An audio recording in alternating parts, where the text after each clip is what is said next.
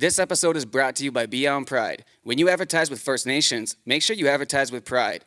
That's www.beyondpride.com. Pride spelled PRYDE.com. You're tuned in to the Creators Game podcast. I'm Daya Miller. Jay Smith. Chris Vale. And this week we got a lot to talk about, but what has everyone been up to? I know it's been about a week and a half, almost 2 weeks, something like that, since we had our last podcast. So what's everyone been up to? Work, lacrosse, sleep, not even necessarily in that order. I said we had to talk about life. We had to talk about something other than lacrosse for the very first little bit. Non-lacrosse thing. See the movie Twister. That was pretty good. Pretty intense movie. I was watching Amazon Prime today. Nothing much, really. That was just the tornado in Fort Erie you were watching. Yep. Yeah, for those who are watching, there is a tornado going on outside. Like, not right now, but like probably about 45 minutes ago, something like that. Touchdown Fort Erie, some sacred territory over there. But let's just jump right into the lacrosse because not a whole lot going on other than lacrosse up in here. So let's get right into the Rivermen and the North Stars. You guys just finished up that series. So how did it go and how did it end? We kind of anticipated because of the regular season games. We beat the North Stars pretty soundly every game. Game one, we beat them by like over 10 goals. I think it was 13-5 or something like that. Game two in Owen Sound, we had to come from behind to actually beat them.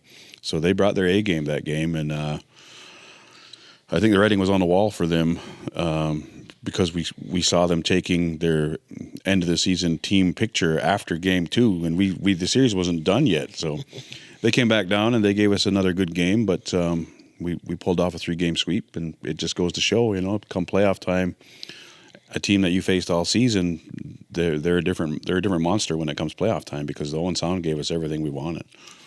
Yeah, they definitely gave you a good go, and they put on a good show because there was 3 fights. Two for sure. Just same player, right? For them.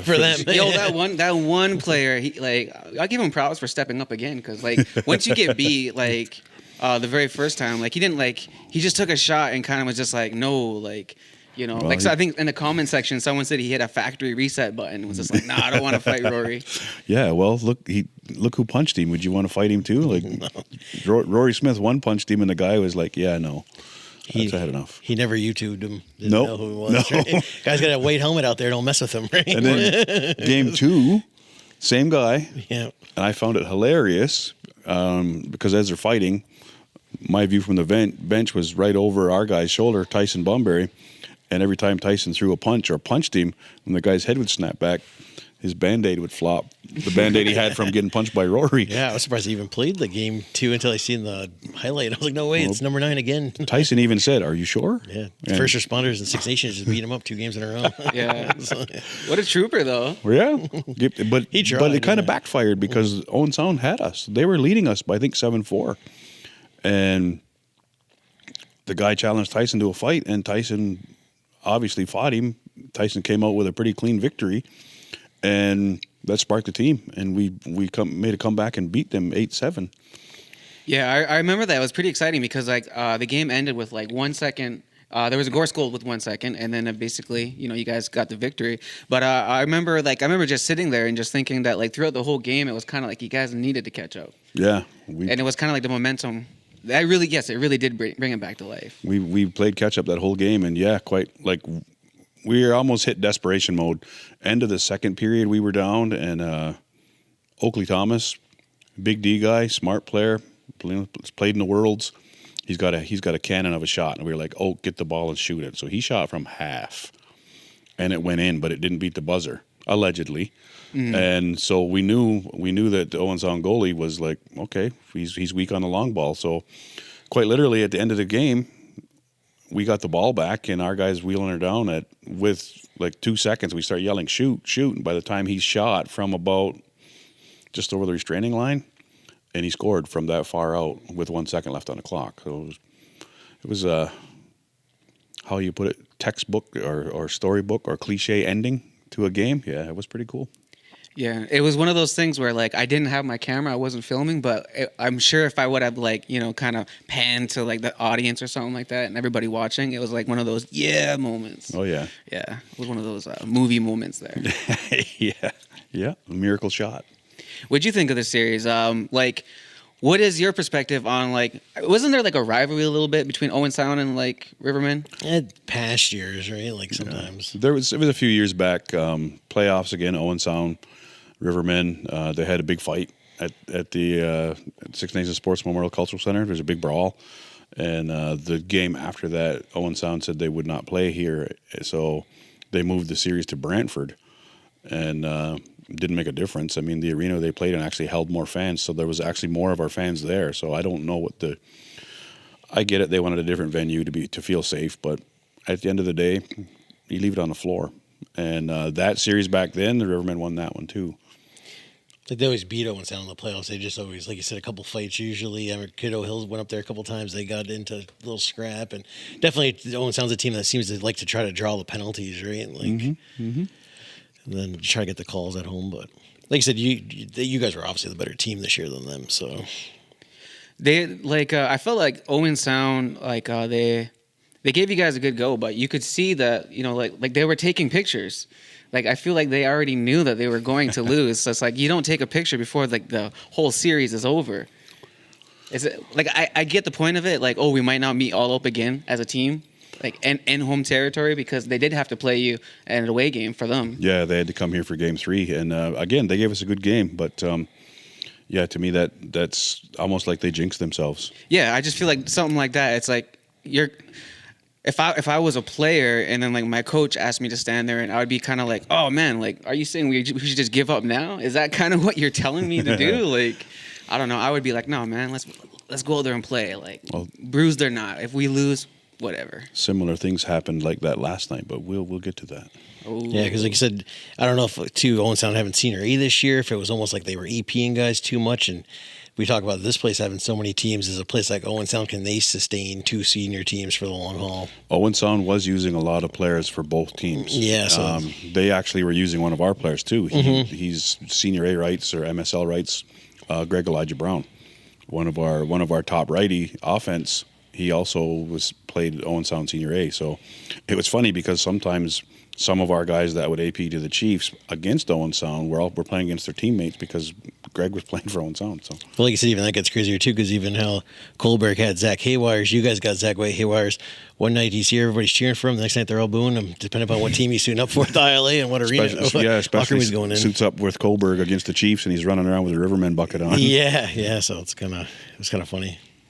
Now let's jump into let's recap the series with Kohlberg.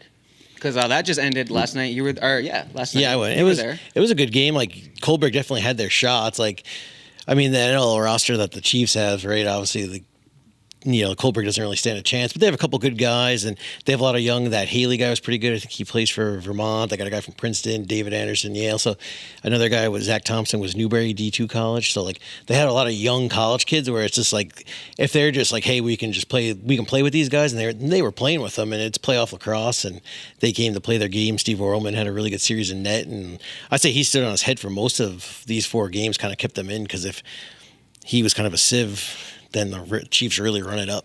Because Lyle Thompson and Randy had a lot of goals last night too. Games that I watched with this in that series, like honestly, Kohlberg surprised me by even being in the playoffs. Yeah. So they had a bit of a Cinderella season, but yeah, they're an up and coming team. Like those guys get a little more experience, they're going to be a contender. Because like they beat Oakville Rock in the last round, and on paper I would have taken, if you just look at the rosters, I would have taken Oakville Rock, figuring they have Nick Rose, they got just a lot of those Toronto Rock guys, right? Yeah. Andrew Q, they had definitely more star-studded, actually pro guys, or like Kohlberg has just got a lot of D1 and D2 players running around, and they got Scott Dominy and that Grenion and a couple NLL players, but nothing like Oakville or the Chiefs. Mm-hmm. So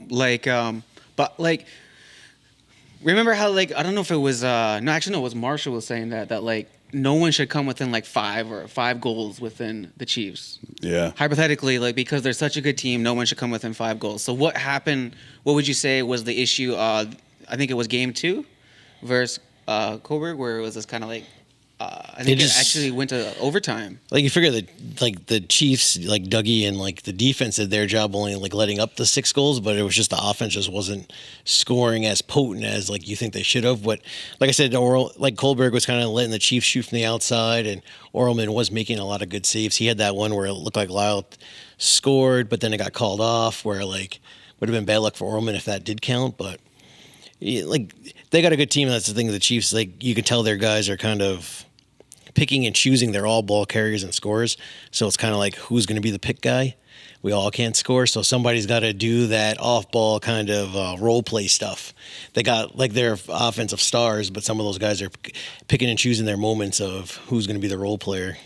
Do you think it ever plays into a part, or like, because some of these players are going to be going and playing in the NLL in like a few months, and they're probably already like maybe having negotiations and different things like that. So do you think that some of these players want to put their best foot forward, but they're also like, I'm not willing to get like hurt for this?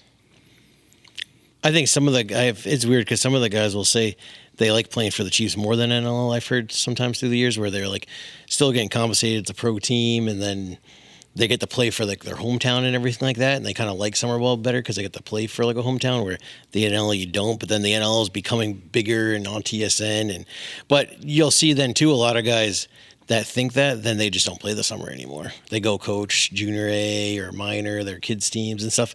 So like you'll see the guys that want to be there, I think want to be there, where the guys that don't play. Or like I heard that Kurt Malowski saying how he was coaching Langley Senior A, and he just said back in my day in senior, like nobody went to festivals or concerts or had summertime weddings. He's like where he was coaching Langley and just said guys were coming in and out the lineup. So he was like, I'm just coaching my kids team this summer. I didn't feel like coaching senior. Well, and PLL guys, there's some guys that are staying in the PLL too. Yeah. So, like honestly, an MSL could be even better. Each team could be even better if they had their PLL guys. There was rumors they were going to get Josh Burns, and he stayed. So Yeah, and there was a rumor Jeff Teat was coming. Yeah. But at the end of the day, what if all these guys that could, should, or would be in the PLL decided to play PLL? How weak would our MSL teams be? And like you said, that's really more or less a rule that PLL put in place, where Paul Rabel is like, we're giving you guys money. I don't want you guys going on a Tuesday night and blowing out your knee or hurting an ankle, and then you can't come play his product of Premier Lacrosse League by weekend time, because he's like, Tom Brady's not playing Patriots or Tampa Bay Bucks and then going to play for, Mass High School or some semi-pro team or something like that. Or like those guys just play for one team, and they were trying to make the Premier Lacrosse League like that, where you're just playing for us. Obviously, too, that's why they don't like a lot of their guys playing the NLL either, because they just want you to be a full-time PLL player pretty much. Well, what about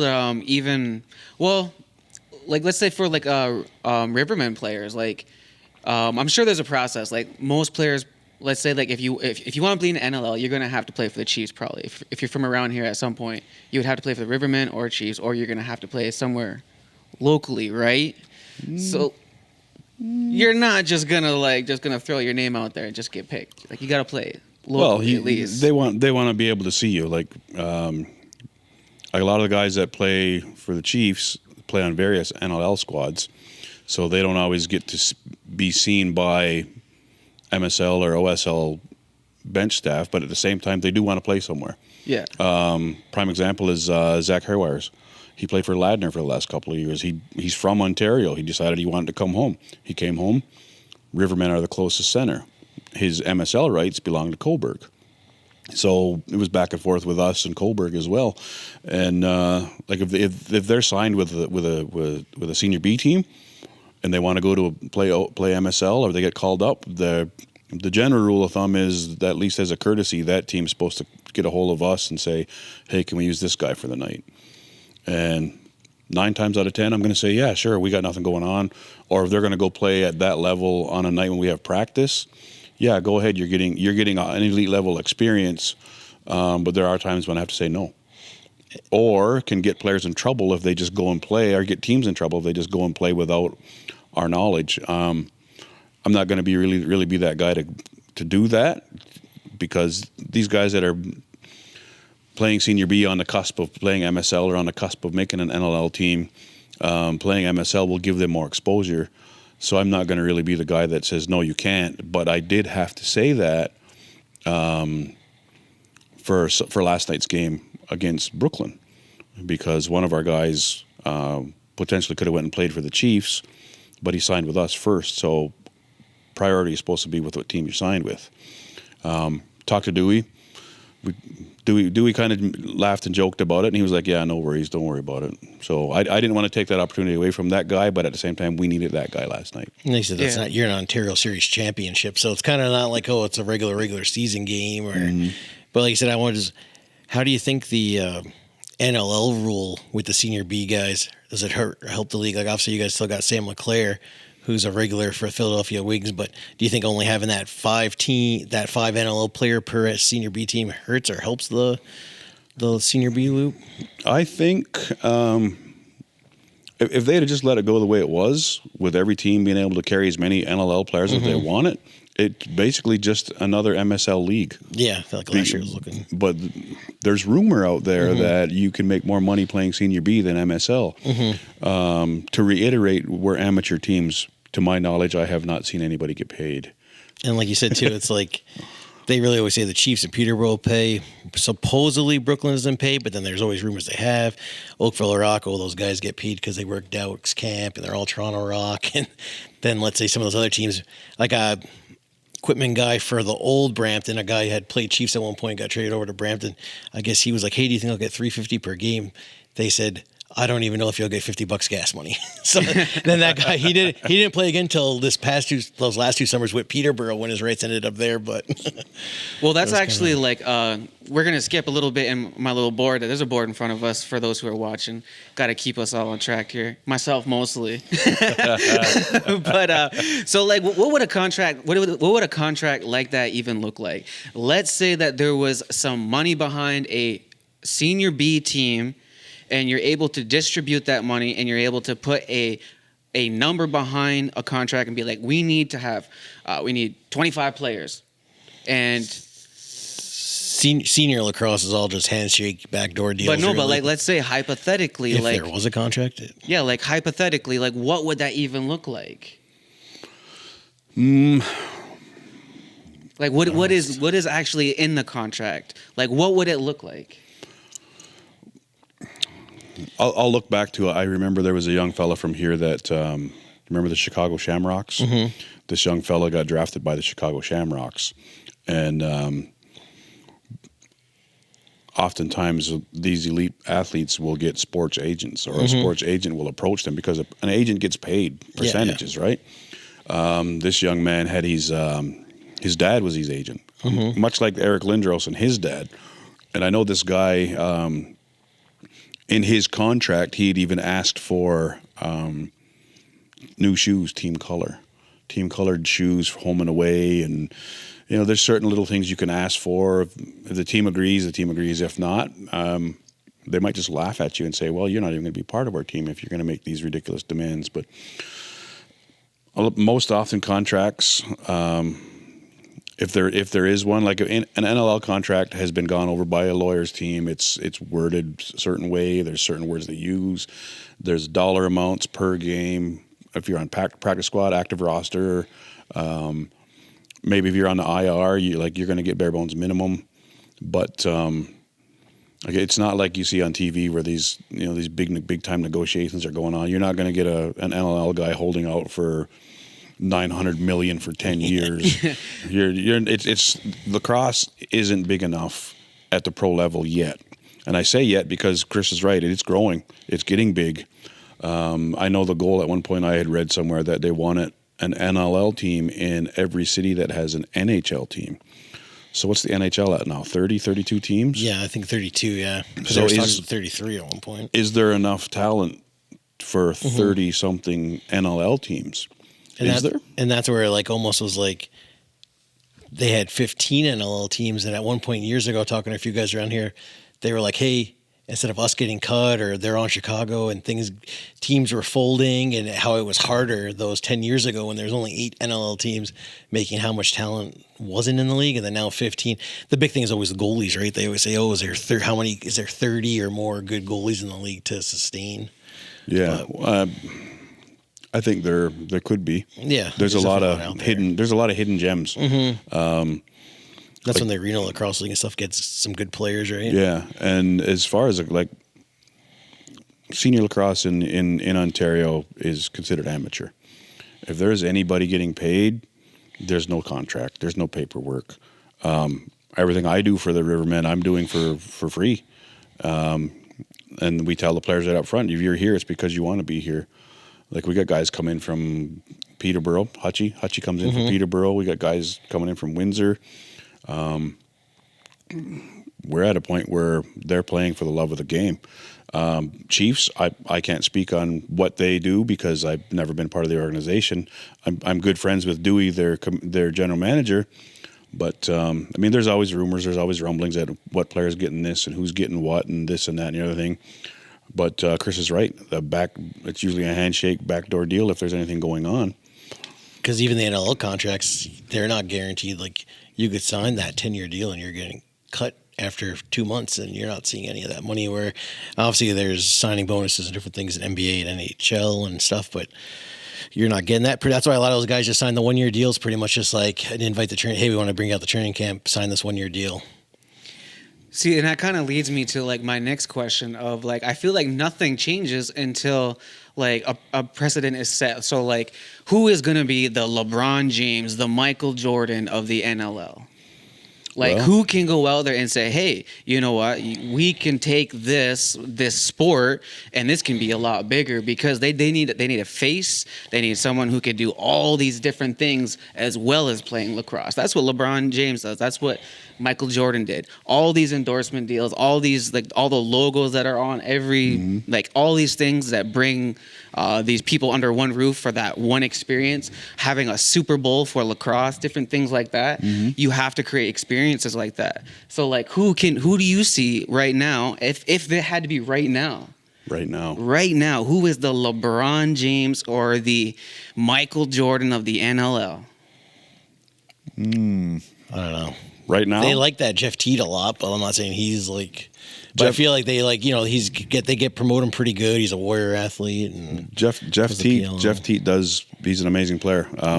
Coached against him when he was younger. But if you look back, like Cody was the first player to sign a 10-year deal. Yeah, 10 years. Cody Jameson. Then a few years later, the Thompsons get a Nike deal. Come out with a Nike, the Hirachi, the cleat. The cleats, yeah. Then they had their own line of sticks. Paul Ariebel had like a 5-year deal. I think that was with Warrior for $1 million. So there's been guys that have signed like some decent deals and made some money. It's just the Gate brothers. Yeah, they started it. They stayed. Then Paul Gate goes over and starts his own line. Yeah, see, things like that, like having, like, you know, how there's like Gates Lacrosse and all these different things. There was a time where like I think a lot of companies were actually like throwing on, like you had a K18 line, like Kyle Harrison for SCX, and G22 was Gate STX, and Rabel and Rob Pennell. But then all these companies, for whatever reason, I don't know if it was money wise, they just stopped like slapping players' names on stuff. Well, Loading Lacrosses though, they got a couple like Fraser line and Hammer line, so they're trying to be a players company by the players for the players kind of motto, I guess. But I think too, as big as lacrosse is in Canada, it still has to get bigger in the U.S. before something like that can happen. Where, like, what's the average attendance in a non-lacrosse town? Like, well, look at Panther City would have 5 guys. There's rumors that Panther City is going to move out of Texas, and that's why the NLL moved their August 1st deadline to August 29th. It's just rumors, but I mean, like, just like social media stuff and everything like that. But like, they're saying, oh, it's because they think that Panther City, they trying to want to sell it and whatever.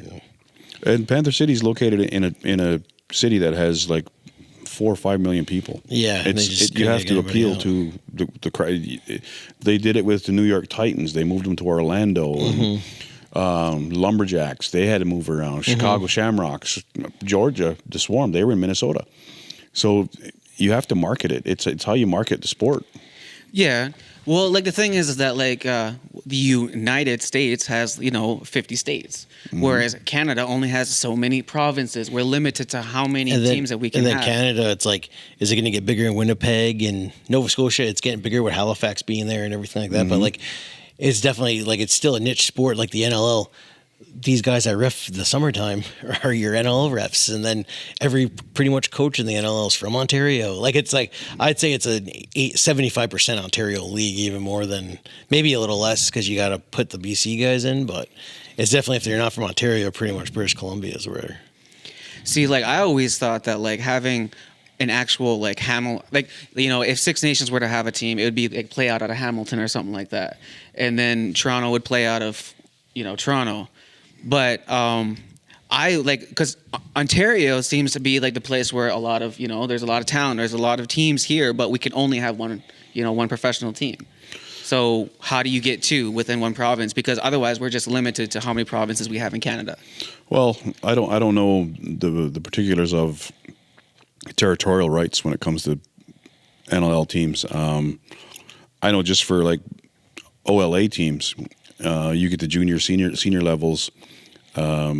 You have to have X amount of distance between the actual center, or then you're infringing on that other team's territorial rights kind of thing. So you got to compensate them, which is funny because especially in senior, there's no real territorial signings. Like just because you're from Six Nations doesn't mean that you can't go play elsewhere. And really, unless the home team already has your player rights, that's the only way there's compensation gets pulled in. Because if a senior team doesn't have your player rights and you want to go play for a different senior team, you can go. Prime example of a few years ago, I went with the Clearview Crushers, and there was like 8 or 9 guys from Six Nations that went up there to play, and we had reached out to the Rivermen and like, do you have any interest in these guys? And they're like, nope. So Rivermen didn't have their senior B rights, so they went to Clearview free and clear. Which almost like you said, I think what's kind of crappier is in junior how those like you get cut from the Rebels, but they can still trade you.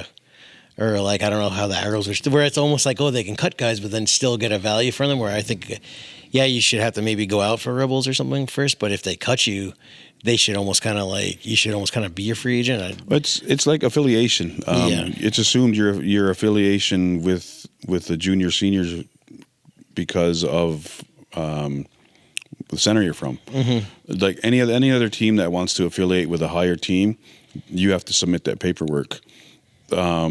If you have junior and senior teams in the same center, it's assumed by residency that's who you're going to be affiliated with. Yeah, like you said, the Rebels cut you, and then you're supposed to go junior C or U22 or something, right? Probably. Well, you can, or they can deal you, or if they just flat out cut you and release you, you can go to a different junior B team. However, your junior C and your junior A rights still belong here. Yeah, stay here, right? So just because your B rights get dealt doesn't mean that your whole junior rights are dealt. Well, even like you're saying too, like how the player Brown, you guys got his B rights, but his A rights are Owen Sound, or the Haywires, his A rights stayed Kohlberg, but he's Riverman. So it's like Riverman have Six Nations has his guys B rights, but then Chiefs don't have their A rights. So then they have to go play A for who has their A rights. Yeah, if the Chiefs want Greg Elijah Brown and Zach Haywires, they would have to deal with Owen Sound and Kohlberg to get their MSL rights for here. Just because they're Rivermen property doesn't mean that they're Chiefs property. Also doesn't mean that they're Tomahawks property. The position I'm in, we get all the senior lists as to protection, who's protected by what team, kind of thing.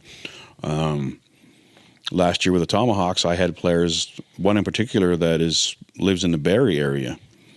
He didn't play this year, but Clearview protected his senior C rights, even though his rights would still be with the Tomahawks. Because now Barrie has a senior C team. So it's a lot of political stuff that goes on. And there's 2 different lists. There's OLA protected, then there's negotiation list, where you can have a player on the OLA protected list, but if he's not on the negotiation list, he can jump ship and go to Can-Am or a Three Nations League or a different province. And like you said, too, like you got to really be up on top of that stuff because teams screw themselves over. Like last year, I think it was Owen Sound had to forfeit some games, had a player that technically was supposed to be like Brooklyn's rates or something like that. Or he was like something, they just had guys like, before 2 other teams where a kid transferred to Can-Am, never played, came back and played OLA. The OLA team never realized he transferred, but that was hush-hush or whatever, but years ago. But it was like you got to kind of stay on top of that paperwork and who's got protection lists and who's got this, because next thing you know, you could screw yourself over if you don't know it all. There's rules where, unless they've changed, maybe they have, where if a team released you to a certain team 2 years in a row, that player automatically became that team's property. However, I found out that's not the case in some circumstances. Not really, because they were even thinking that for minor, that guys were talking about that about their kids. This would be they had to get another release from minor to go to Brantford yet again. So they were like, oh, and now after this year, they thought then he'll be Brantford's rights. But well, prime example, we had a player that played Can-Am 3-4 years ago. This would be his third season with the Rivermen, and had to get a transfer from Tuscarora for the third year in a row. And we're like, how does that happen? But yeah, like I said, or even like when Kohlberg was notorious for always keeping guys' rights, trading them away years ago. Brooklyn did that. There was the year the Thompsons didn't play at all for Onondaga Redhawks because somehow Brooklyn ended up with their senior A rights. Because that's who technically, how Lyle Thompson's a Chief is. Chiefs made a trade and got Lyle and Miles' rights from Brooklyn. Because they were never going to play for Brooklyn. But, hey, in a draft or a free agency pickup, just kind of, hey, we got their rights. And they were notorious for Caleb Wiles, like guys that weren't even playing for them, but they're selling off players, getting money for guys that never even played for them. Oh, yeah, he can go play senior B, but you got to pay us. And it's like the guy's never played for you. But yeah, like that happened this year. There was a player that got traded. His rights got traded from the Rivermen. There was actually a couple of players, but this one in particular, his rights got traded to Clearview. Never ever set foot on the floor for Clearview. He went and played in the Three Nations League, but his Ontario rights were still with Clearview. So he wanted to come back to the OLA, to the Rivermen, and then if we wanted him, we had to deal with Clearview, even though he had never stepped foot on the floor with Clearview, never wore their jersey, nothing, had never played for them. They still had his rights just because of something like that. And he ended up playing MSL for Owen Sound because we just couldn't come to an agreement on getting his rights here. So he ended up going to Owen Sound, and I honestly don't know where his B rights are right now. Oh wait, he did get traded. His B rights went to Hamilton, and then I'm not sure what happened, whether he asked for a release or what happened, but he never ever really reported to them either, and they ended up in the MSL. It's a good player, good lefty offensive guy, got a heck of a shot on him, but I think he's going to go back to the Three Nations League, or at least that's where his rights might have went. I don't know. I don't know what other teams are doing. I still think New Credit needs a team. The Three Fires. New Credit needs a team, man. That's the Knicks professional NLL team. Play out of Hagersville? No, play out of Mississauga. Mississauga, yo. I have people that played for Mississauga, and like they approached me about when Mississauga had changed their name, and I was like, they asked me my point on it, and I'm like, I don't want to I can't speak on Mississauga lacrosse because I've never been there, I've never played there, I've never coached there. But, I mean, if New Credit put a Mississaugas of the Credit First Nation team in Mississauga, they'd have a lot of players. Yo, that would be, like, I'm telling you, that would be great because, like, they own that territory. Well you know, well, yeah, I'm not going to say that. They you already did say it. They are affiliated with the territory. Let's just leave it at that one. Like you said, you got Allura Mohawks next, and then playing Ganawage, and I was watching that live stream, and the guy's like, oh, they're all chanting Mohawks, and the guy's like, but they're playing a team full of Mohawks. You would think it was awkward, right? Like I would think, like especially for the fans. Is it awkward though? Did they know better? Yeah, like I don't know. My personal opinion, again, we covered this in an episode before, and now there's more video of them.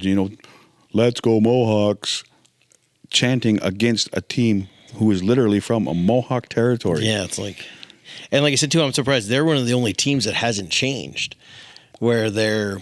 Center Wellington was Mohawks minor, and they went Riverhawks. They're honoring our culture and tradition. Yeah. Well, like just from watching that video, again, only from watching the video, if we can, I will put it right here in front of me as I'm doing this reel. So like just in that video there, I seen that they were kind of like taunting the goalie and they were taunting the other team and they're kind of being like arrogant in the way they were doing it. Like at what point do you think it's too much for fans? Because at some point, and then we're going to get into this later, because like sometimes fans will pull up on you outside the arena. That's fine with me. Go ahead. Well, no, we're talking about the Tonawanda and Allegheny thing. Oh, okay, yeah. But let's get into the like when are fans being too much? I saw like a Ganawage person post like, "Oh, we didn't like our guys tripped the Orangeville goalie. Like he didn't find that like as much of a problem. Like he was like, oh, we tripped the Orangeville goalie. They're tripping our goalie. He's like the goalie dad I was sitting next to. Like he laughed. Like that's what the person from Ganawage put on Facebook there. But like you said, it's just weird the name stuff, right? If you're a goalie dad though, you got to have just as thick a skin as the goalie does because you're going to get chirped. I've heard the Elora goalie chants and they're ruthless. Well, there was an incident last night's Chiefs game where the person's grandma of one of the Chiefs players said, hit him, and the Kohlberg mom said, why are you telling him to hit my son? I was gonna, and it's kind of like we were like, oh, it's contact lacrosse. Like I'm like the other lady over there is yelling, hit him for everybody. Nobody's mad at her. Like, I was gonna ask, that was actually my next question. So, like, have you ever like been around some fans and they're just like, even I would say more in the minor system because like you'll know the players on there and you don't want like the kids to get hurt or whatever sometimes, but you know it is lacrosse. Like some of the fans who will be like, oh, like rip his head off and all that stuff, and it like just like being too aggressive as a fan, and like you could just sit next to like there's some grandma sitting there like, well, no, leave my grandson alone, don't rip his head off or something shit like that, you know. Grandmas are the worst because they'll beat you. My grandma was like known just to be like, oh, we got to play the refs too now. Oh yeah, one of those. Yeah. Oh yeah, I remember a little off topic, little NHL whole 4 or 5 day tournament full of all native teams. I was on the bench with I don't know what they were, Bantam, 14 years old. They were cheering one of our other Six Nations teams, and they're like, hit him. And I wasn't there. I was in a different rink. My son and a couple of his buddies come and they're like, you got to come out. You got to come back to this arena. We're getting threatened by adults. So I come walking along and I'm like, what's the problem here? And the guy's like, it was me. I said it. I said, you're threatening 14-year-old boys. Do you feel better? Like, do you feel like a big tough man? Well, these guys are telling that team to hit our players. I said, it's hockey. It's a contact sport. So what is your issue? Why are you picking on 14-year-old little boys? He was beaking. We were going to go outside. A couple other Six Nations dads come over, and the one dad, I was trying to be a little more diplomatic. The other dad that come up behind me, he was like frothing at them all. He wanted to go with this guy. And he even said to the guy, let's go right now. I'll go in the parking lot for you right now. Let's go. The other guy didn't show up. Like I said, with OLA, they put out a whole press release kind of about boozing before games or in arenas watching these kids' games. And that's in like, but the people are saying, when's the OLA going to take action, right? You can put out a statement, but if you're still letting the people in with their Yetis or Stanleys full of booze and then they're all drinking at 9 a.m. in the parking lot, where my first festival, somebody was like, hey, did you see those dads scrap it out behind your booth? And I was like, oh, no. They're like, yeah, that guy was calling the Peterborough dad on. The Peterborough dad just beat him up. And then I go inside during a rain day for a pizza, and this Walsburg and Windsor mom's fighting. And they're like, your kid slashed my kid. I'm going to beat you up. And then they're fighting right in the lobby there, right? Like, it's kind of crazy stuff. Like, this is kids lacrosse. It does make me laugh. It makes me laugh out of feeling sorry because for years, those have been in place. OLA released a statement. No drinking, no this, no that, blah, blah, blah. Every arena we go to, there's municipal laws, private laws, no drinking on the premises, blah, blah, blah. Yet, you pull up, and there they are sitting in the parking lot. And there's more drinking at the kids' tournaments, I find, than actually playing in a men's tournament. Yeah. You know, like, and if you go into the arena and say, excuse me, they're drinking out there. Yeah. Well, then call the cops. I'm like, your arena staff, you got to, or go to, if it's a tournament, go to the OLA convener. They're drinking out there. Well, I'll go see if I can find them. What do you mean find them? But I was getting blamed for being the drunken Indians who cause all the trouble. But yet, through all my years coaching minor lacrosse on Six Nations, I have not seen not once any of our parents congregated in a parking lot drinking beer before, after, or during a game, period. The field provincials in Brampton, one team had the parents were walking around with like team issued koozies. Like Yeah, I was yeah. like, walking around the fields like. My biggest question, and it's come up a lot, not just from me, but from a lot of parents, is when you go out and see these parents drinking, Who drives them home? Right? exactly, Yeah. who is driving these young players home? Like, I remember I had an issue with Burlington head coach a few years back to the point where he had spit in my face. We played him 3 times that year in regular season. He had spit in my face in one game. One of our other coaches who filled in for me, the guy was crushing his hand when they were shaking hands into the game. The guy's crushing his hand, and our guy reached over and grabbed his shirt and ripped his shirt right off him. Another coach he had another incident with. So then, when I came back, because I had taken a little bit of time from the team, we beat that same team right here at home, and the coach was running his mouth. So I said to the other coaches, get our players off the floor, and I said to the guy, I was heated, I was stoked. Let's go. Not in front of these kids. You want to holler and swear and yell at me outside? Let's go. So I went outside, calmed down a little bit, had a cigar, calmed my nerves. The assistant coach for Burlington comes out and says to me, "Hey, I just want to make sure our coach is going to be safe. You're not going to try fight him." And their head coach was this big muscle head. So, I mean, to look at him, you think he's going to kick everybody's ass. But he was scared to come out. And when he did, he had the players literally around him, and they all walked like a little pack. And I was like, this is the same guy that caused these issues throughout the whole year with all of us. And then we played them in Burlington the night he got his shirt ripped off by one of our coaches because he was trying to squeeze our guy's hand. He walked right over to where all the Burlington parents were drinking and started drinking with him. I'm like, this is their head coach. And what is really funny, and I don't blame our parents one bit. I was a bit of a hothead that year. The parents went to minor lacrosse here and had me removed from the bench. I'm fine with that. They did what they had to do. I get it. I was being an idiot, so they had me removed.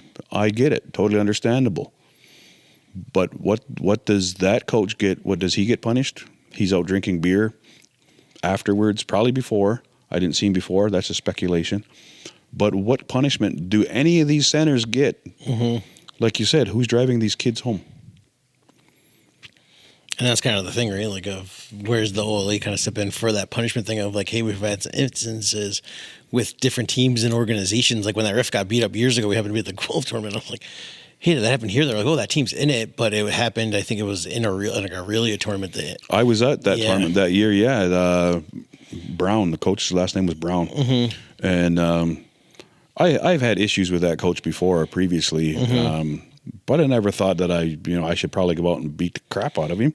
We had our issues. We had our arguments on the floor. We had a hearing. We had this and that. I see him now, and I have the respect for him because he is an official. He obviously puts up with a lot of stuff.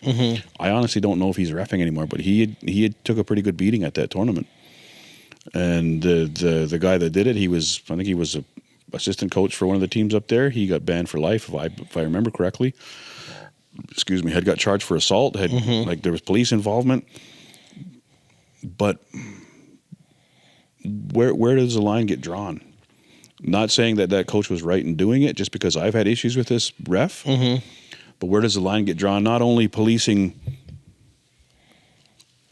fans for drinking, parents for drinking, coaches for drinking, but where does the line also get drawn when somebody has to step in and say, hey, why does this ref have so many issues with so many coaches? That's true too. Is it all the coaches collectively, or is it this ref that might be the problem?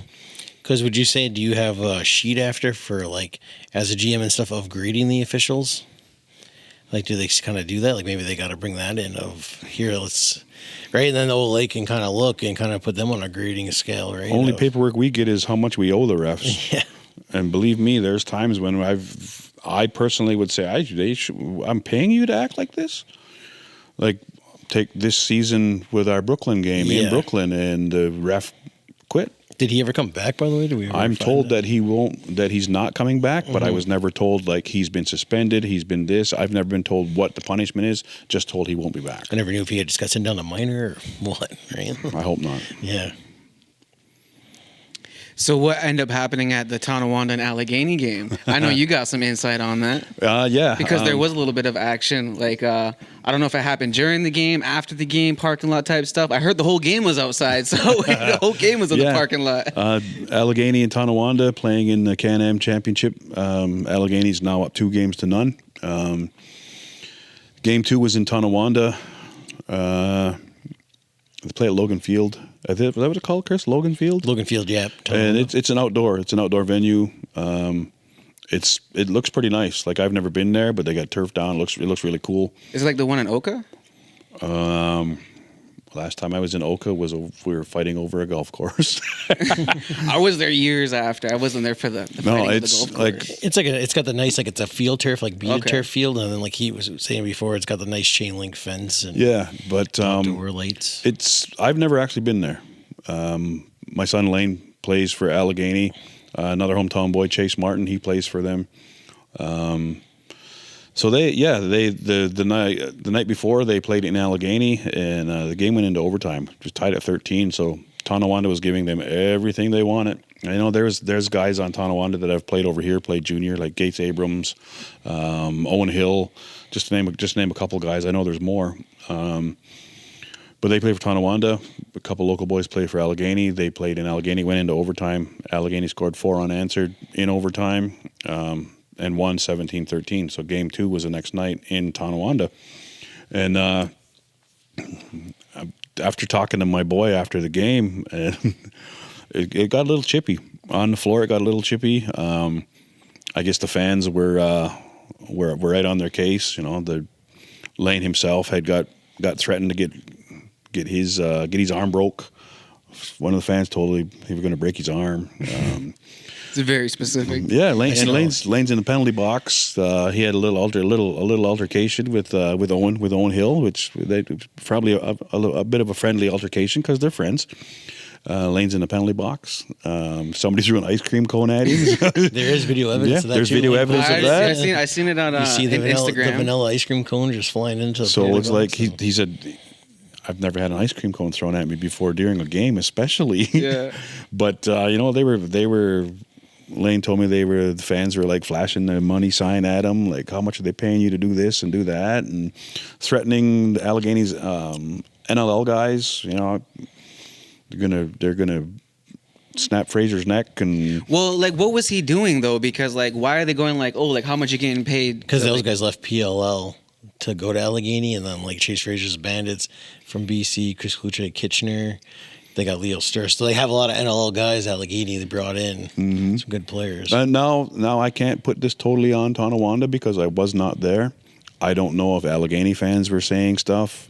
I don't know what every team chirps each other. I know the guys are chirping back and forth. Especially like I said in that league of being kind of community versus community. I'm sure there's definitely some rivalries there, especially in that Western New York front. Huge community pride. Like Tonawanda, Tuscarora, Newtown, Allegheny, they're all within a half an hour of each other. Yeah, so they definitely want to, like, there's a little bit more of even wanting to beat each other, I'd say, on that. Yeah. Can-Am's a proud league. I'll give them that. They're very proud. But I love the Can-Am League because everyone was just native. And I was just like, yo, like everyone's getting together and we're like actually going to play lacrosse and I thought we were leaving politics out of it. Like when like the Warriors asked me to help out or like when I offered to help and then like it kind of like led to where it led, like I just thought, oh yeah, like I know all these guys. Like I grew up with them. It's going to be fun. But then I find out there's all these politics behind it. And I was like, oh, okay. Like I thought this was. It's lacrosse. So there's going to be. Yeah, but still like I just thought, I was like, oh yeah, you know, like we're all native, we're all Haudenosaunee. Like I didn't think that there was like even when I heard about like how they didn't. Like they were trying to make rules about like certain players couldn't play certain games, and then they had to redo games and like weren't counting games and different things like that, and all this stuff. It's like I watched that game with my own eyes. Yeah, I know it happened. Yeah, how are we not gonna count it? That's what I said too, because I had heard the one game was it Newtown and Grand River Warriors. Yeah, that game didn't happen. Well, tell the 500 or so fans that were there, the two teams that were there, the refs, tell them it didn't happen because we all witnessed it. Yeah, fake news. Like, what the hell? Like, they had a couple of wins, like that really good Tonawanda win not count, and 18-3 win versus Tuscarora not count. So it's like you beat a team 18-3 and then it just didn't count. Like, I don't know. But I'm still cheering for whoever wins. I'm thinking Allegheny, obviously. Well, like I said, that first game, Tonawanda gave them everything they wanted. Second game, Allegheny won by what, 10, 11? Like you figure if Allegheny doesn't sweep, they probably gentlemen sweep it and let Tonawanda get the one. But they're home the first game too, right? Allegheny, they're that's home. gonna be big for them. Yeah. So like Chase is over there playing for Allegheny. How come he's not on the Rivermen or our A6 Nations team? Let's say he was already over in Allegheny last year. Chase, Darius Anderson too. Chase has been playing Can-Am for a couple of years now. Okay. He's a former Riverman. Like you said, a lot of guys, you can't have everybody, right? Everybody can't play for the hometown. Some guys got to go off and venture off. Yeah. I got to know Kevy Bunbury, the Allegheny GM. I got to know him a little bit. Him and I had some dealings regarding my own son leaving the Rivermen to go over there. So I had a couple of talks with him in person. You really have to meet somebody before you can make a judgment on them, right?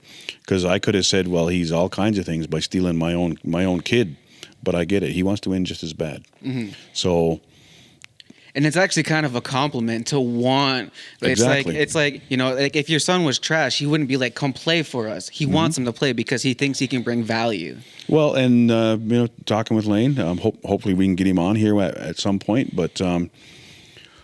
Playing with NLL guys will probably get him more NLL looks.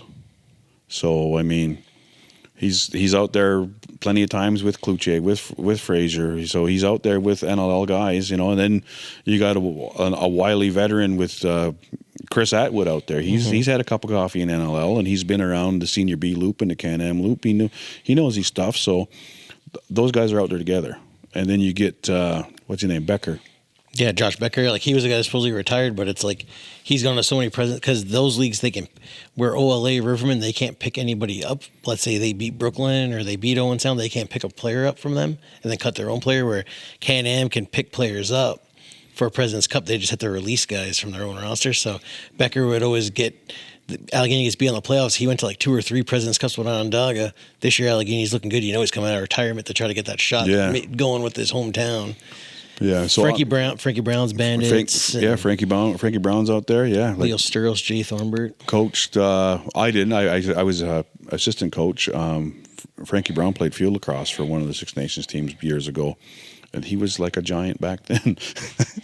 But it's Go Abrams is the other goalie. He's actually, even though he's native, he gets to play for Team USA. He's going back out for them to try to get them for the goalie for Worlds and. He's played Riptide and Wings and Bandits. He's had some cup of coffees too with NLL teams. Our backup goalie for the River. I shouldn't say backup goalie. Our other goalie, Drew Hutchison. He played great last night. He did. Yeah. That's why. I mean, you always look at goalies 1, 2. We're in a situation where we have 2 starters. Mm-hmm. But Hutchie's going to be on Team USA as well. Yeah. So then that's pretty. I guess he lived at RIT or whatever like that. Like they kind of.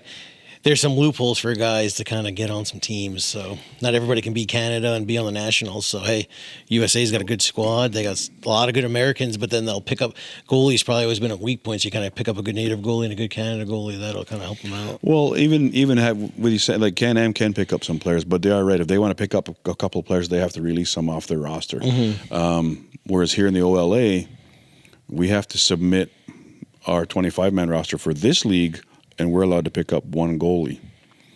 And it's hard not to take one of our hometown boys. Like we got Dustin, we got Hutchie.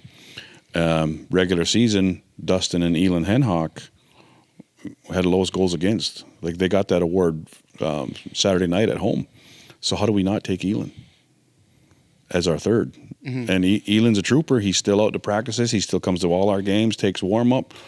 And, the kid's got a humongous heart and he's got a good grasp of the team politics and he understands. Like he's a team player. And like you said, maybe you're beating a team. Maybe he dresses a game or something like that and gets in, right? So might as well take the opportunity when you can do it. Yeah, but I mean, if we could just pick up anybody and bring them on, and then have to let some of our guys go, I mean, our series is going to be a goaltender's duel. So how do you not? Yeah, that his name's Knox, right? Not like not on your head. Oh no, like not okay. Yeah, with like a K. Like a knot, K. like a knot in your shoelace kind of thing. Deacon Knott. Deacon Knott from Curve Lake. Yeah, I seen him getting practicing before the game. He's also a baseball player. Yeah. So Deacon is related to any old school lacrosse fans will remember Derek Knott. Derek Knott was on 92 Arrows. Yeah, Cap was telling me that story of kind of the relation. Yeah, well, Derek Knott was there last night. He was the one standing with all the Six Nations fans cheering for That's Brooklyn. His uncle, you said?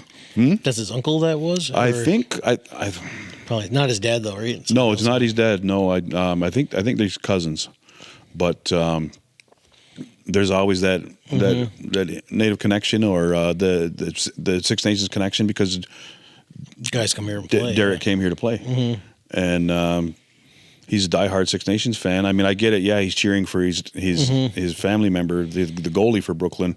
But don't take nothing away from Deacon. I'm not going to chirp him because he's playing for Brooklyn. He's a good goalie. Minto Cup winner last year with Burlington. He's a phenomenal goalie. It's second string for the Wings, but he's still only like 21, 22, right? So. Yeah, it's tough to. I mean, yeah, of course we want to win, but if he's the reason that, knock on wood, that we're going to win, but if he's the reason that we have a tough time with Brooklyn, it's a 100% a goalie's duel.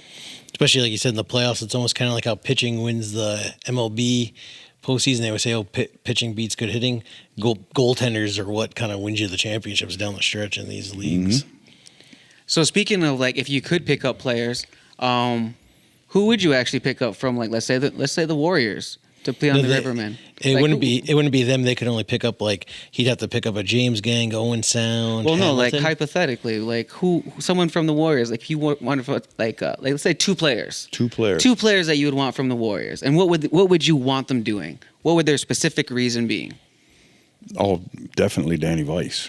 I was gonna say that. You didn't pick Danny. I was just like, you got to take Spuds. Yeah, just let him go out there and be Spud. Exactly. Yes, that's all you got to do. You got to take Spuds. I mean, he's a former Chiefs player. I believe he's played for Rivermen before too. He's a family guy with the team or the executive. He's family. But I mean, he's a great player and he brings it. He's got ruthless aggression, and you need that. That's what I told one of our guys last night. I said, I need you to be the sandpaper tonight. I need you to be gritty. Danny brings that. Danny's the type of player that, like another guy we have on a Rivermen roster, Danny puts fear into a lot of people as soon as they see him out there. So you need that. Stu Martin would be another player I'd throw in there. Stu's good. He can score goals, hit you, fight you. What about Kiddo or Tommy? Yeah, they're good too. But yeah, but they're getting a little older. I know they have other obligations. I know that. Not to say that they wouldn't be good pickups, but I mean, if we were to call them and say, hey, we made the President's Cup, can you come with us? How much notice did we give them to take time off of work or, round up funds to go, or like maybe they want to take their families? All of a sudden, we just asked them to go on a trip that's going to cost them $4,000 or $5,000 to get their family there. So, not knocking. Kiddo's a great player. Tommy's a great player. Tommy's still got the wheels. He's still got the wheels. Kiddo can still put the ball in the net. But I always think those two play alike. Like the way they run, they run very alike. They're shaped very alike, and like they're very quick and like they're shifty as hell. Yeah, man. Like, that's why I'm like, they're shape shifting out there, man. The way they're moving, like it's No, they would be solid pickups. Yeah, like. But they're again, like floating. They're floating out there, literally. That's some of the stuff we have to look at. Even mid-season, can this guy commit because he's got work commitments, family issues, not issues, but family stuff? Can he commit? There's guys we had to cut because they weren't able to make practice because they had to work, and you can't obligate. Obviously, if you can't obligate to the full season games and practices, then we need somebody who can. But I mean, I would take Spuds. I would take Stu.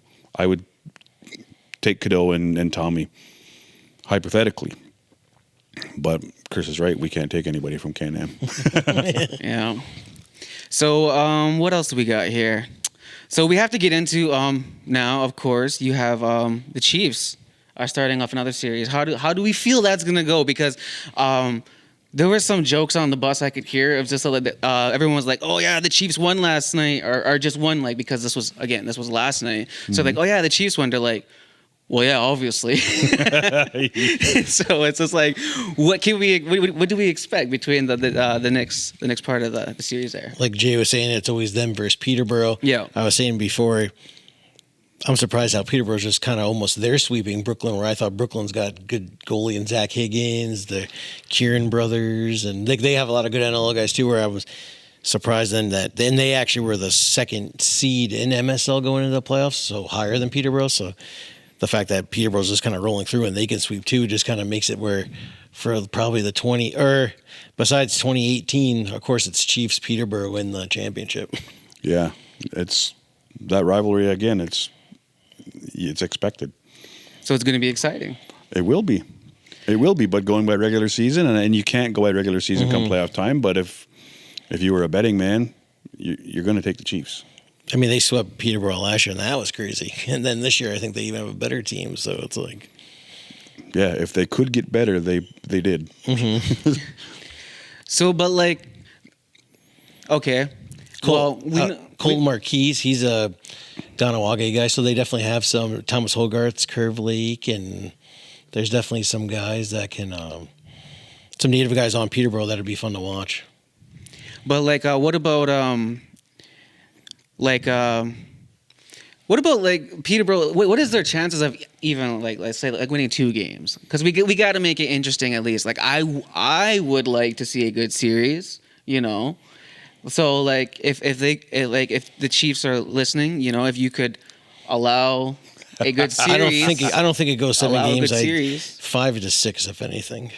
I think Chiefs take it. I'm going to get arrogant here and not even give Peterborough 1 game. No. Yeah, like I said, I'll go 5 to 6 is like the kind of the best I can see it going for Peterborough. Well, but Chiefs take it. But yeah. Well, what about like? How does Peterborough play though? Like, are they an aggressive team? Are they the type that, like, you know, like, let's say if the Chiefs go out there and they just start talking shit throughout the whole game and they're like, let's make this exciting. Is Peterborough going to retaliate, or are they just going to be like, like we said, like, goaltending? What's the team? What's the dive? Goaltending wins. You have Dougie Jameson and Warren on one team. I don't think that Doug Buchan's that good. And I know, like, I think even Deacon Knott, Peterborough could have played him. He went to Brooklyn. Hutchinson, they got his rights. He's on Riverman. I think I take both those goalies over Buchan. I don't know if it's because Mike Hazen, he just became GM of Peterborough. He was always their head coach. He's head coach of Rochester. Doug Buchan's his goalie in Rochester, one of the goalies. He took him. And then Landon Kells, who's Vegas's goalie and a Fergus guy. And Buchan was getting ripped. Landon Kells went in the game at the ILA, and Kells made it a little closer, so I don't know if they'll go with him or they'll go with Buchan, but obviously the Chiefs have the better goaltending, and that's, besides the better team, they also have the better goaltending, I think. I mean, Peterborough, they're feisty. They always have been. They have guys that go out there and stir the pot. Who are some of the players? Those Catoni, there's no Sean Evans anymore, but those Catonis probably, I'd say brothers, they'll chirp. And I can't remember what his name was. He was in Austin's face that last regular season game when they played at the ILA. He was in Audie's face, something bad, and I could tell. You could just see it on Audie's face. He's like, I want to smash you so bad, but I'm keeping my composure because Audie will drop the mitts in a heartbeat. He always got into it. I don't think Chad Tutton ever came back out. He always got into it, Chad Tutton, which I thought was funny because then Chad was Randy's teammate with Georgia Swarm for years, and then that's who Audie would always get into it with. But I'm thinking it's probably I can't think of it off the top of my head, but the guy plays for Rochester, and his uncle was a big-time NLL fighter, and I know they got his rates. He plays for Peterborough. It was one of Peterborough's draw guys. That's who it was. Withers, Jake Withers? Yes, that's Withers. Yeah, I remember that now. Yes, yeah. Withers was in Audie's face the whole game, and he's a tough guy, a firefighter and everything like that. You could see Audie was like, I just want to smash you so bad, but he kept his composure, and I was like, kudos to that kid because he can score, and he can fight. Who is like being a coach, general manager, someone that like a player that I think I asked Warren this, like someone he had to play with who, maybe talked a lot and maybe got under his skin, but who's someone that you had to kind of like maybe micromanage and get to shut up? With maybe not say like you had to tell him to shut up, but like a player that Probably like a lot of guys, right? like maybe had caused some problems. I won't. Well, if you watch our games, there's a couple guys that will run their mouth right into a penalty. And I always say to him, this guy, I pull him aside after the game, and I'm like, dude, you got to learn to shut up. And he laughs. Is it Dirksen? Yeah. Yeah. But he's a great player, though. He is. He backs it up, though. He backs it up. So it's like, you kind of got to give him that. Like last night after the game, we were talking, and he's like, for years, I played against Six Nations, and I know everybody down here hated me. I said, hate it or still does? He always said with the Wallaceburg Junior B, right? And then how he came Arrows and Chiefs. Yeah, and right now, but I mean, Durston is a great player. He's a great player, and he does run. He runs his lips a lot. Another one, but again, he can back it up. Rod Squire, he can get going. Like, his mouth got him in some trouble this year early.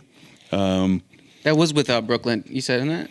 Wasn't there? I think it was them and another team before that, even, right? With Rod. Yeah, but with Rod, he got chirping, and he chirped a ref. Oh, okay. And got a pretty hefty suspension over that. But Rod likes to go. He likes to chirp, but I mean, he doesn't back away. He can back it like our game. He's one of your veteran guys too, yeah, right? Our game Saturday night, one of our guys got a slash behind the play, and Rod stepped up and threw the guy on the ground, just dummied him. But I mean, we always it becomes a joke because they're the first ones to say, "Yeah, I know, I got to watch my mouth. I know." Well, then do it. But because, like I said, it's tough. You're never going to change the ref's mind, no matter how much you yell at him, right? No, like we had a power play the other night against Brooklyn. We had power play, and Durston even actually had the ball and ran his mouth into a penalty. So he knows he's got to keep quiet. What I always find funny is like I look at some of the refs and they're my size. Mm-hmm. So when I think of like when a fight's going on, I'm like, how are these guys gonna get in the middle of this? Because like some of these players are like 6'3", 6'4", or something like that, and these guys are my size, and I'd be like, I'm not gonna get in the middle of that. I'm gonna get trampled by all these guys. And I start looking at the refs, and I'm just like, oh, like they're very nice guys. Shout out to yous. But I'm just like, I don't know, man. I feel like they would try to get in the middle of that, and it would just be an issue. If you watch how they break up a fight, not often, unless they get in the middle before punches are thrown, not often do they jump right in the middle while fights are going on. They'll wait for them to tire out, come up, kind of grab them around the waist and pull them backwards, turn them around so that the player can see who it is, so that the player doesn't like just swing blindly and punch the ref. So there is a method to how they go about breaking up fights. Like even that Rory Smith and number 9. Imagine getting in the middle of that. Hey, yo. 9 times out of 10, when Rory drops his mitts, the refs are just going to stand back and let you go. Mm-hmm. Same thing with Tyson. Like you're not going to get in and pull Tyson off of somebody. You're not.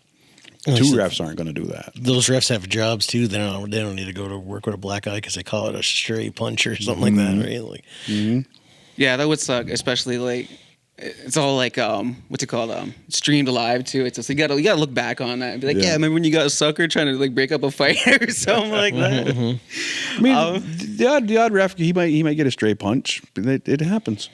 Or it could be done on purpose. You know, some of those players accidentally on purpose. Yeah. Some of those players. Provincials. Anybody got any family members in provincials right now? I don't. I have like a nephew who plays on U11, so that starts next week. But like you said, it's cool. U13, 2 team, they won the D championship. So one team so far has won a championship so far, provincials. So the U13 2 team, and then I think U9's going right now. And then next week the U11 2 teams, one of the only 2 teams to be in A, because mostly obviously they're B or below. So they're in A, and then their first game is versus the U11 1. So how many times in provincials does 2 Six Nation teams face off for that first game? I've seen just it. by seeding, so it's pretty cool. Yeah, it's and kudos to that age group because Wayne Hill has one of those teams, and about half of that team is from his U9 team last year. Yeah. That won Provincial A gold. So about half of that squad is on his team this year, and I'm going to assume some of them are probably on that U11-2 team, which is also in the A division. Doesn't Gumby coach that one? Yep, Gumby's coaches that team. With Josh Powell. Yeah, so. Ryan McNaughton, Gumby, and shout out to them too for doing a great job with these guys, because it happens, but it's not that often where not only end up facing each other first game of the provincials, but for two teams to be in the A division at the same age group. That doesn't happen often. I know they said for that 2 team, their goal was they probably could win the B, no problem. Like most of those teams, they all beat and won in championships, like Super Series and different things. But their goal was, hey, we're a 2 team, we want to play in A. So they ended up reaching that goal. So whatever kind of happens for them. But they obviously want to put up a good showing. Yeah. You guys have any personal provincial stories that you would like to share?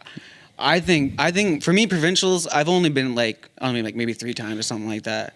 I've actually only attended, but for me, it was always really cool because it was a time for your team to actually go and be under one roof. We would rent a hotel and all that stuff. I remember the one year we were at a Best Western, and across the road there was It was really stupid, but it was just a Wendy's and McDonald's all in one little concession thing. And I remember as a team, we all went to that thing and we kind of just hung out, and it was a really good experience. So provincials, how important is it for the team to actually be bonding? Because it can create these almost like how you said, Wayne's team, they have what is it? You said was it U11? They're U11 this year. That could potentially, if that team sticks together, they're gonna start to know each other from playing lacrosse, all growing up. They'll know each other, and by the time the Rivermen come, Chiefs come, they can play for those teams. Well, 92 Arrows are a prime example. The core of the 92 Arrows played together since novice, which is now U9. Mm-hmm. So that core group was together from U9 right up till some of them went on and played the Chiefs and won Man Cups in the early 90s. So 100% what you're saying. And I've talked to Wayne about that, and he was awesome with these young kids, and he's got great bench staff too. He's got Brendan Bomberry, NLL guy, Quinn Paulus. There's Luke on their bench too. Luke, yeah, and Luke Smith, and Jason. Yeah, and Jason Johnson, who has coached literally generations of players that are now NLL guys. I seen he's Haudenosaunee Nationals working with the staff. I don't know if he's the actual coach. Is he the coach? He's the head coach of the women's team, but then he's player development or director or whatever of the Halifax team is what it is. Yeah. He's been on the bench for Nighthawks in Halifax too, but then now he does that for them. He's one of my he's a friend. I went to school with him, played against those guys. And he's one of my biggest mentors, him and Tim Bomberry. Biggest mentors I have is from a coaching standpoint. One of my best provincial stories. First thing I'd like to throw out there, my opinion again. I think provincials needs to go back to how they used to have a play down series and be hosted by different centers. I remember my first provincial championship as a player. It ended up being us and Elora. And it was home and home. It was how OLA finals are right now, where we got to go to Brooklyn. They got to come to us. That's how it was for provincials. I think the wealth has got to be spread out amongst these communities. Yeah. Whitby, I don't know what they get right now to host. I know 10 years ago, there was probably between $4 and $7 million going into Whitby in those 10 days.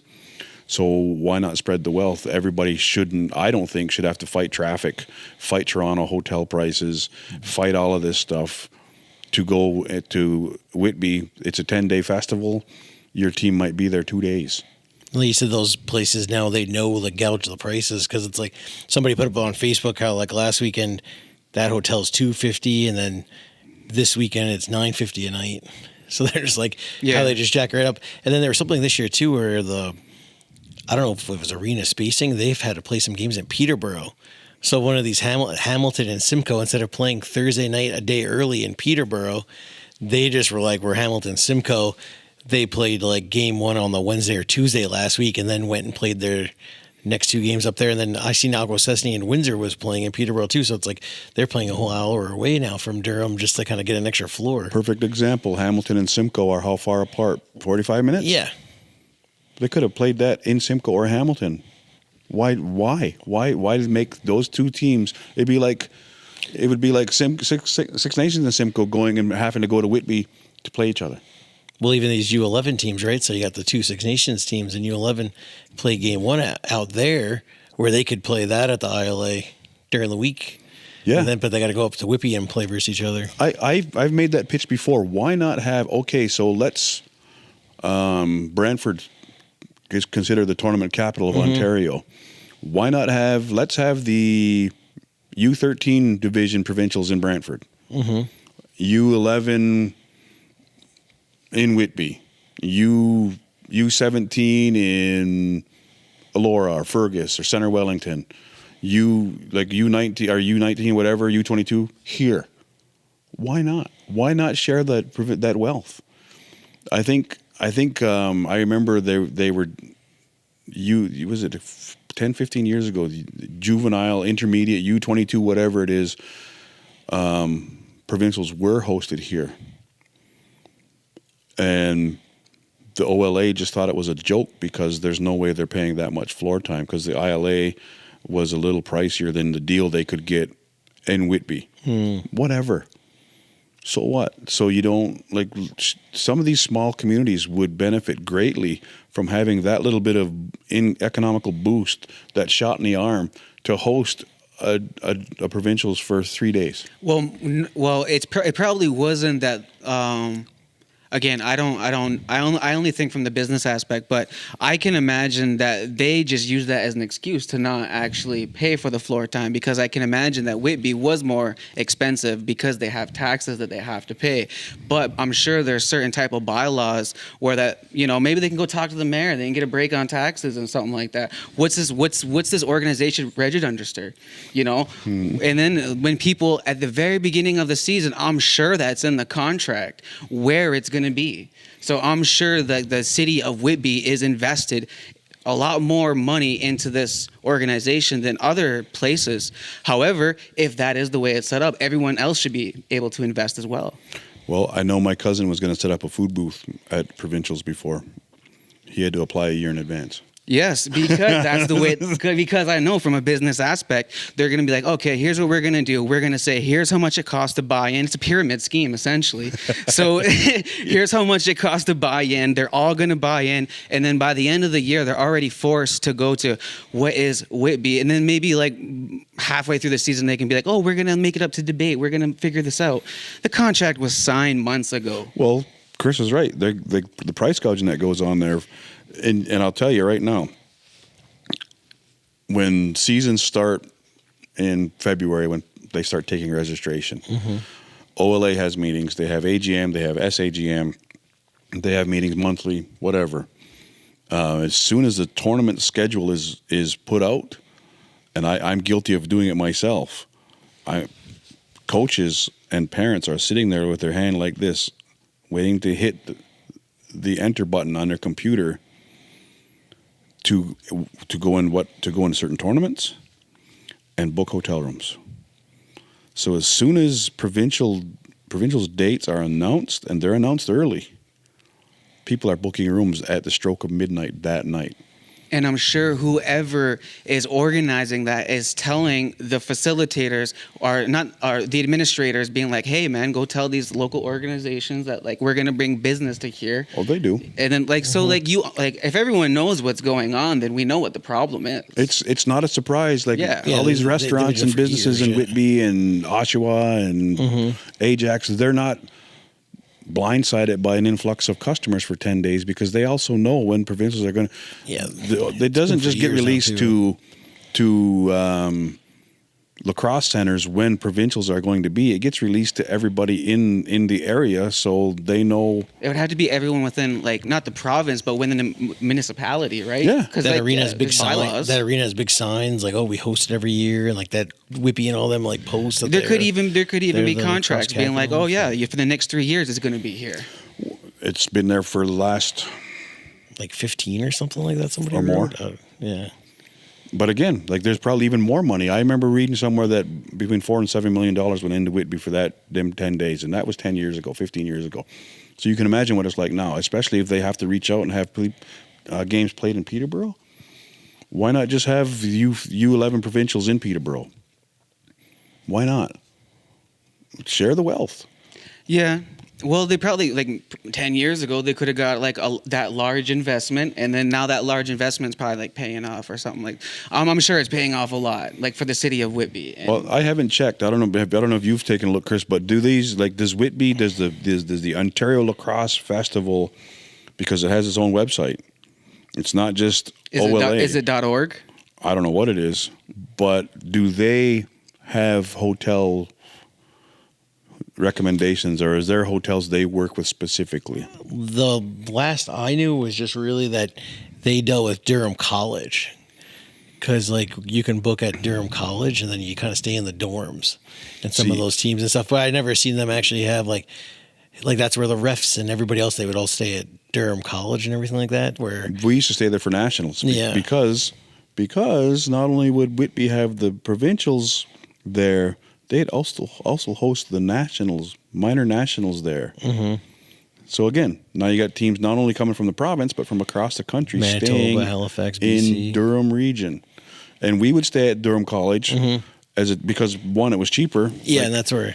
And from an organizational standpoint, if we're putting up teams from Pee Wee Bantam Midget, Team Iroquois, Pee Wee Bantam Midgets, we want them all to be together.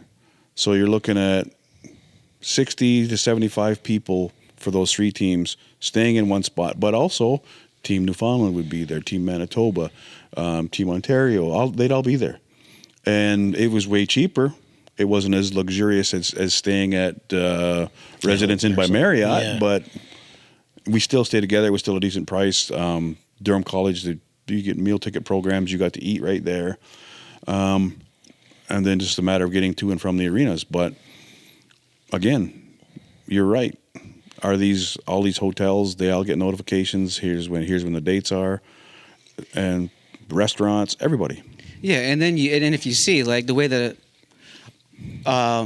like it's all coming into Ontario, and then if other countries are participating as well, and it's only coming to Ontario, then like that's sounds like it's an Ontario thing holding out on This year, now it's in like Saskatchewan, or a couple of years BC, so it has moved around. But like you said, there was years, right? The Nationals was just really in Ontario. And then when they would have nationals, it'd only be one division in different provinces. Like John Dirt cracked Team Iroquois, and I think they had to go to Saskatchewan, but just the Bantam division. Yeah, so it's like they don't like where Ontario was everybody.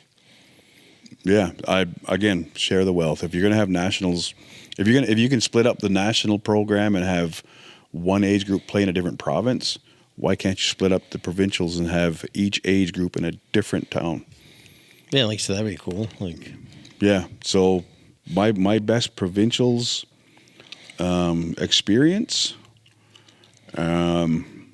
Like I said, I don't know if they're like ruling. I feel like has been because that Whitby Arena that has like 8 pads in it, so I feel like that's why they're like, oh, that's got 8 pads. But then there's one or two of them are ice, though. Yeah, so it's like.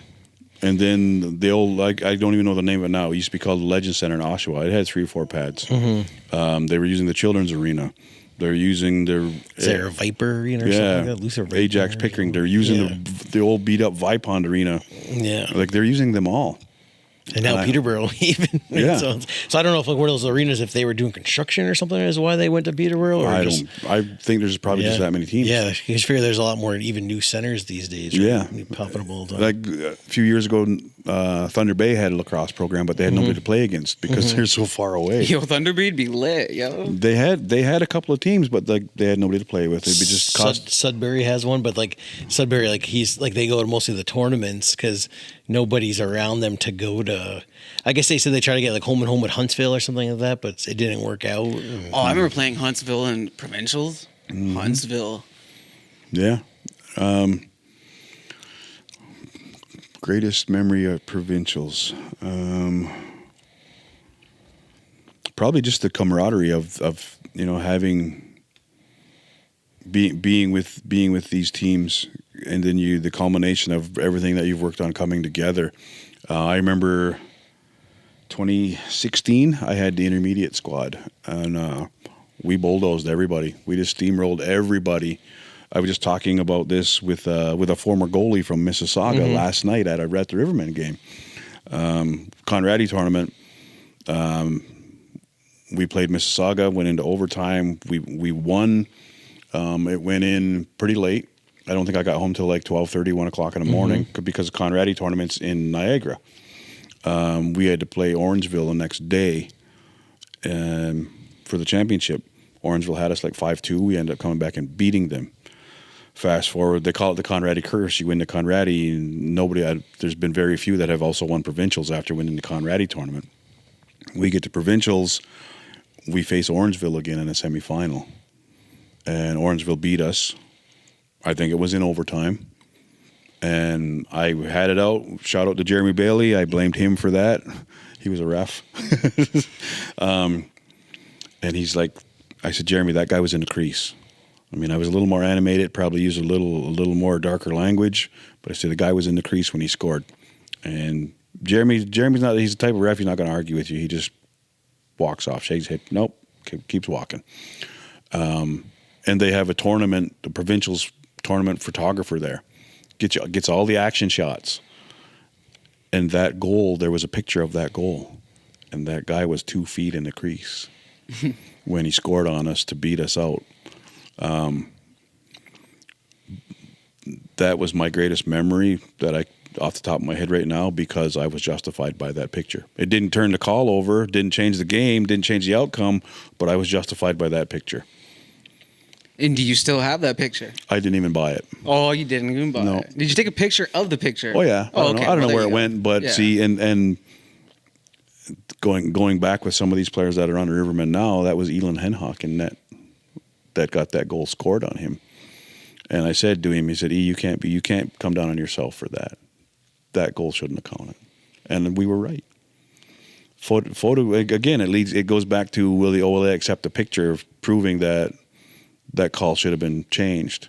The same way they would not accept video from a cell phone or from a certain team. And when I say certain, I don't mean just us or just whoever.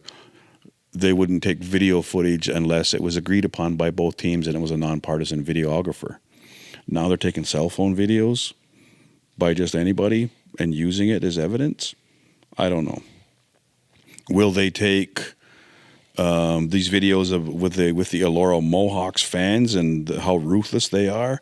Will they take that and then kind of say, hey, you guys got to tone it down? Probably not. Well, the thing is that nowadays, there's nothing you can really do other than just like what people do now is just shame them. They'll be like, oh yeah, I'm going to put you on social media and show that like, yeah, you're like saying these foul things or acting this certain way. And then you'll see them on social media being like, yeah, I'm sorry for doing that. That wasn't my intentions or something stupid. Almost like it's scripted. Yeah, almost. Almost like there's politics involved or something like that. What about you? I know that you played in like America. Yeah, so no real provincials there, I know, that's what I was going to say. Yeah. But like I said, it was cool, like my first year of like when we set up a booth, like the first 2 years I worked. And like I said, that NLL being pretty much Ontario League, how you see everybody's there with their kids, right? Either coaching or watching, like different guys like Sean Evans or the Pat Merrill's, like how many NLL coaches and GMs and players were all there. You kind of run into everybody at the provincials. Mm-hmm. Mm-hmm. And ILA didn't put in the booth? We have in the past, but yeah, we have in the last couple of years. Oh, you weren't at provincials at all this year? No. Oh heck! But what about playing though? Like, what is like the equivalent to like provincials and like? Because I know you played growing up, right? Yeah, but there's no like you kind of just play like your town kind of lacrosse. There's no like winning state, I guess you would call it. Well, in high school like that, but you gotta kind of wait to. Oh, okay. Like high school, then it would be winning like your New York State championship. You got to win you got to win like your Nassau County, your Suffolk County, play for the Long Island. You'd play like another game after that, like kind of quarterfinals, and then it'd be like your state championship. But really, just for high school, there's no like middle school championships or field.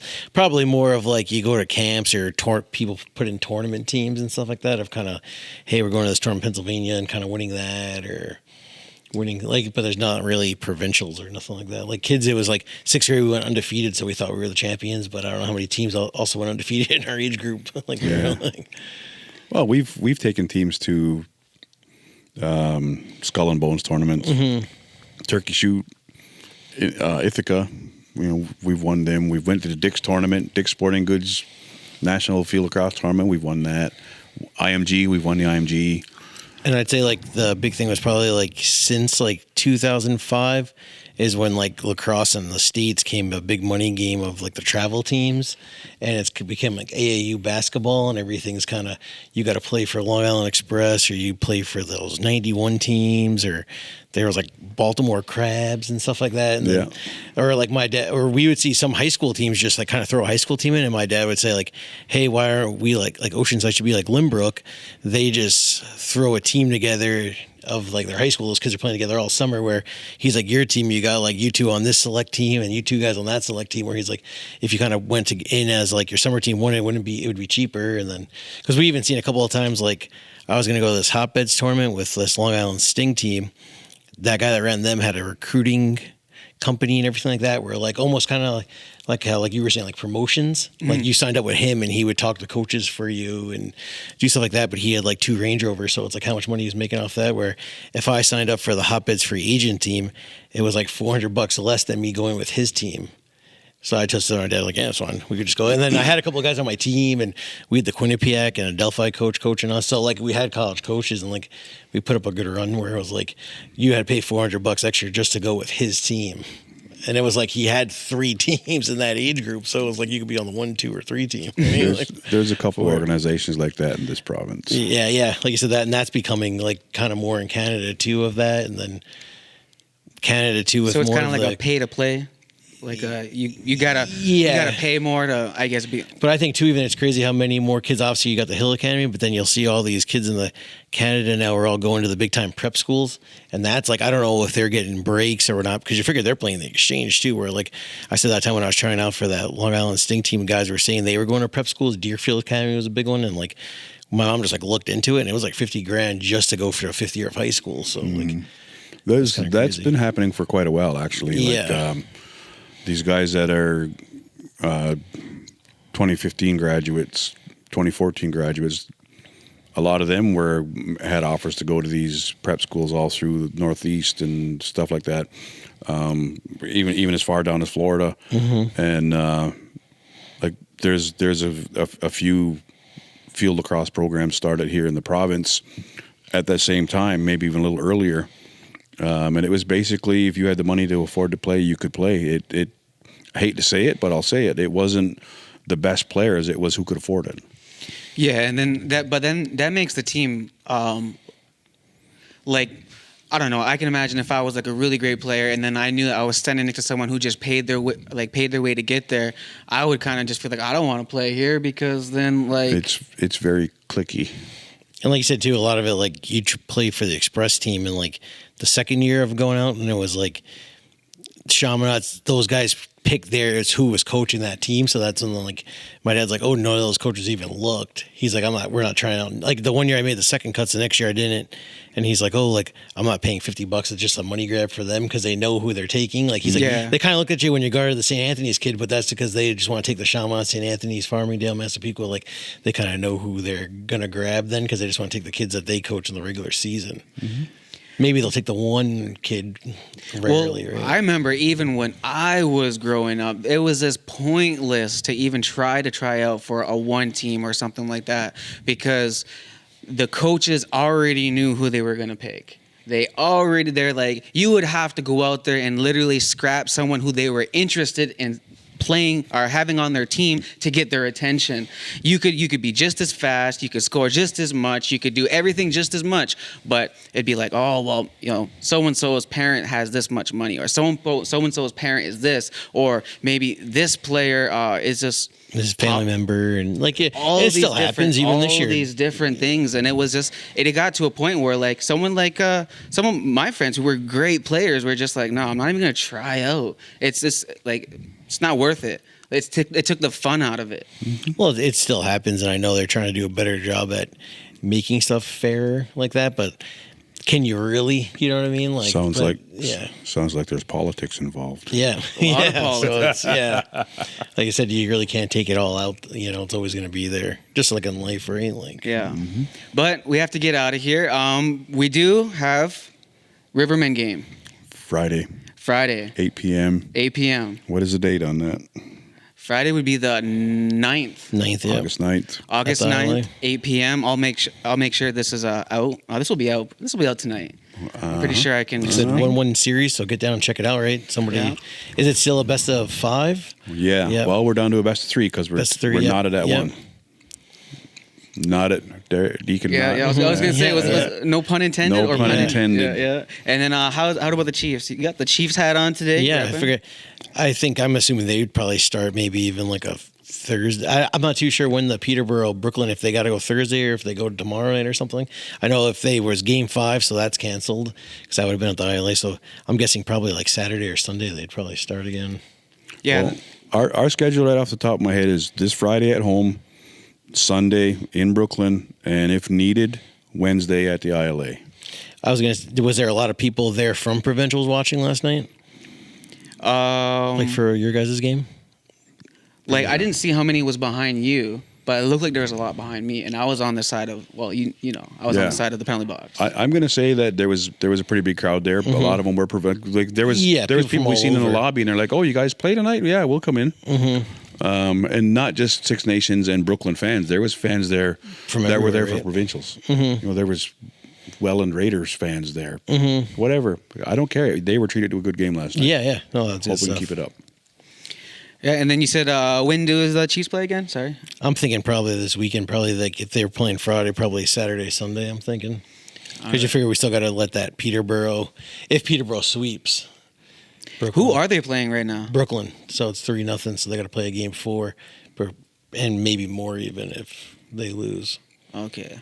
And who's Koichi play for again? Brampton? Koichi played for Brampton. He's not gonna get to play the Chiefs. No. Go Koichi. Yeah. Yo, still rooting for him, man. Well, the suit him up versus the Chiefs player for Dreamcatcher. That's about Uh-oh. all he's got. And then Winter League. I seen they're starting to promote that. Shout out to Koichi. I actually seen he was Lake Placid. It's a really big tournament in New York, and like guys come from all over, and people. The Crease Monkeys is like a big team, and guys throw alumni teams in. Like let's say Nazareth, this is like they'll call themselves the Dirty Birds, or Albany's I think they go Grey Danes or something like that because they're the old guys, like guys 50 and up. And I see Koichi was back out there again playing field lacrosse in the Lake Placid. He loves Lax, so he'll travel. He's always what's his thing is always ready. Always ready. Always ready. Yeah. He's always back. Posting gym pics at 4 a.m. Always ready. I'm like, go to sleep. Maybe it's like 5. His wife loves the game too. She brings them right, so they're always a package deal. Yeah, fucking right, man. Coach's man. All right, thank you guys for tuning in to the Creators Game Podcast. Until next week, we are out of here.